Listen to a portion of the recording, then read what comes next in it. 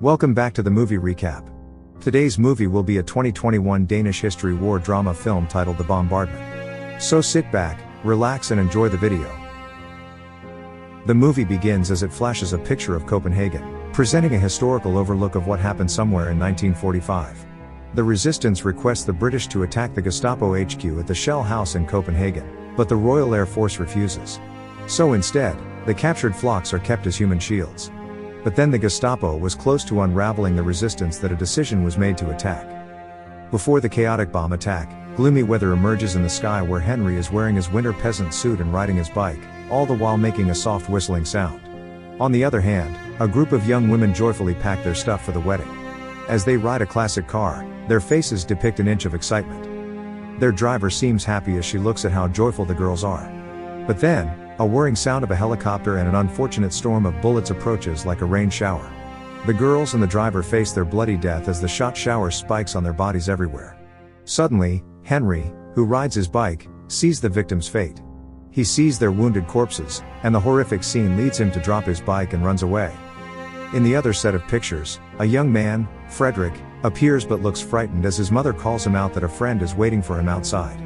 His friend, Sven, looks anxious and in awe since he needs help because his life is in danger. He asks if he can stay at his house, but Freda refuses and insists they should meet at the Shell House. Sven owes him 10 kroner, and Freda's gaze insists he should be safe.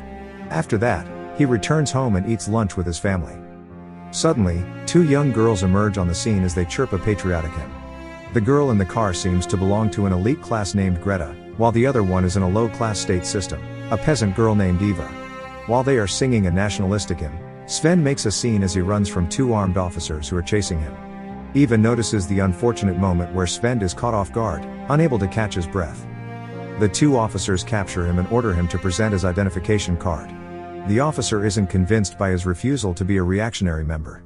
But then, as Sven looks back, an armed officer catches his frightening gaze. The officer shoots a loud bang that surprises the town and Eva, who knows all the scenes behind it. She feels a quick shudder as Sven falls to the ground with the mark of a headshot. However, Henry flashes and depicts a bleak mood of color. His mother stays on his side as he gets a psychiatric session. Because of a grisly murder that he saw, he's unable to speak.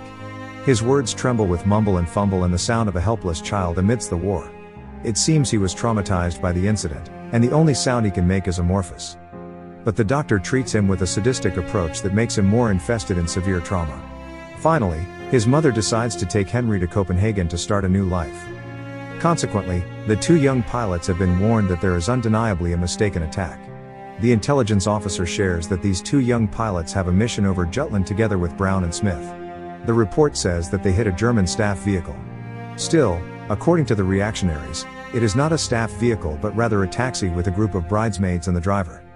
Stormy weather occurs, and Henry's mother takes him to Copenhagen to start a new life. She goes to her sister's house with Henry, explaining what happened back there and how her son needs some mental rest, keeping Henry away to forget his traumas.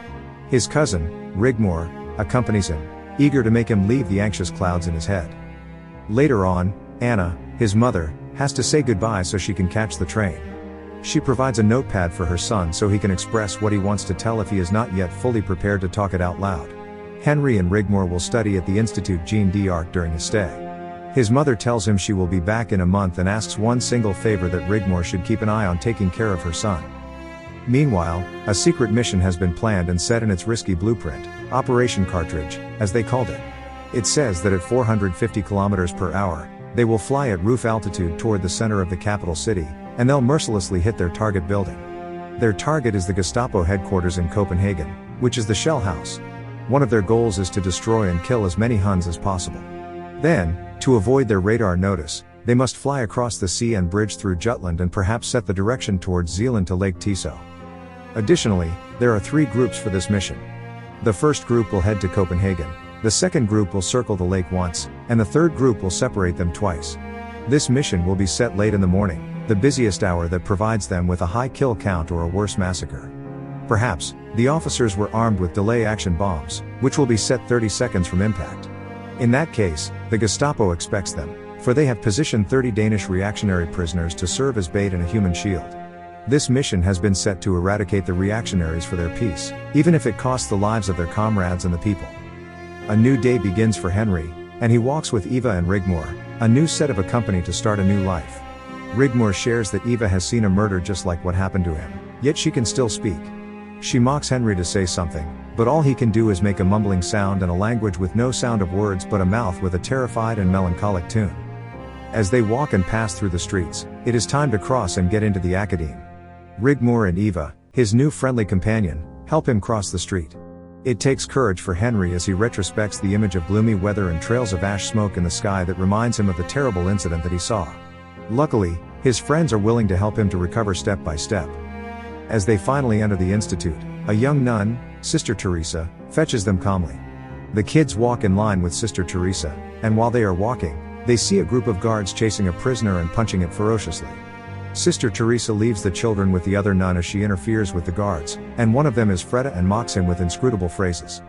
Unfortunately, resistance prisoners are immediately sent to the shell house, where they are the human sacrifice for their mission. They all suffer below the roof, waiting for something or a hopeless death, with them being about 30 to 40. A new prisoner is soaked in blood from the punches the guards had thrown at him and states that they will be used as a weapon and shield. Meanwhile, Sister Kate is walking alone under the moonlight when Freda suddenly sees her and stops her car. He orders Sister Teresa to stop and turn around and inspects her belongings. He goes away, but Sister Teresa interferes. Freda asks her about what she said to him about God and how it links to the war. Unfortunately, she doubts if God exists, which is her own very philosophical problem.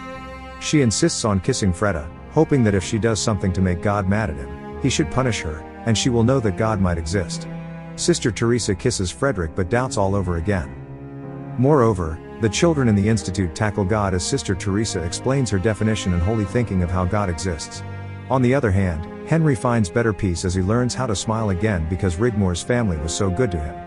Henry's smile captures how he takes the healing process slowly. A smile paints a picture of gratefulness to Rigmor, her family, and his new friend, Eva. Under the shade of a hideous night sky, Sister Teresa and Freda have a clandestine sinful affair. Freda offers that Sister Teresa should teach him to pray, which Sister Teresa agrees with. However, as both of them pray, a sensual tension occurs within their gaze. Freda aims to kiss her inside the church, but Sister Teresa aims to free herself from Freda's touch. Suddenly, she sees something, a blood remark from the statue of Jesus Christ, that leads to her philosophical question. On a hazy morning, Operation Carthage starts as the war pilots emerge in the sky and travel to the lake. The series of unfortunate events are slowly coming to their fate. Eva, Rigmor, and Henry go to school to practice a play. A group of soldiers travels through the hazy sky without such clouds for a while. Finally, they fly above through the landmass, dividing into 3 groups to make their risky and pesky operation happen. Meanwhile, Eva feels her tummy aching while practicing their play. Sister Hannah insists that she should go to the bathroom, and Henry offers to accompany her. As Operation Cartridge is about to occur, raw tension arises when a helicopter loses its tail amidst its accidental bump into the tower satellite. Their helicopter is whirring and malfunctioning as it sways nefariously. The plane crashes in the institute, which surprises the children. The bombs were dropped on the shell house, where the prisoners do their best to flee amidst the massive explosions. Everyone is in a rage of survival adrenaline, even the children inside the institute. The bell tolls inside the school as a warning of the sudden danger. Unfortunately, the officers misinterpreted the smoke from the crashed plane as it blew ash on the institute. The other soldiers warn the others to abort the mission since it isn't their target location. Unfortunately, they didn't listen and continued to throw bomb explosions at the institute. While the sisters and the students step into the staircase, a surprise bomb attack crashes the innocent souls of children inside the institute. Sister Teresa immediately screams and orders the children to stay away from the stairs.